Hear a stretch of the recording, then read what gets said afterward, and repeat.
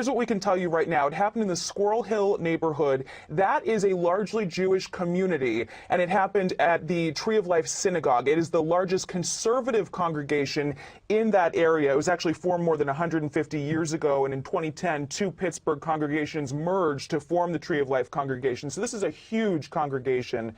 It happened during the 9:45 a.m. Shabbat. It is the most attended service of the entire week.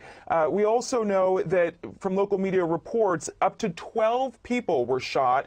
We're hearing 8 are confirmed dead. 3 officers were also shot, and hearing that some officers who were responding to the scene were forced to even use their vehicles as a shield. We're hearing that the shooting happened in the basement of the synagogue, and people were found both in the atrium and in the basement. We heard from the former president of the synagogue that in the past, security had been an issue for them, and they were working with the Department of Homeland Security to try to find ways to secure exits and entrances. So there was a huge police response in that neighborhood while authorities were trying to ascertain whether or not there was only one gunman or if someone may have made it outside of the building. Heard just a little while ago that the shooting is now considered to be over, that the suspect surrendered, but it was a very chaotic time. We do have a soundbite that we got just a little while ago. It's their last report from police on the scene. This was within the last 20 minutes. Let's take a listen to that. So at this time, the suspect in the shooting is in custody. We have multiple casualties inside the synagogue. We have 3 officers who have been shot.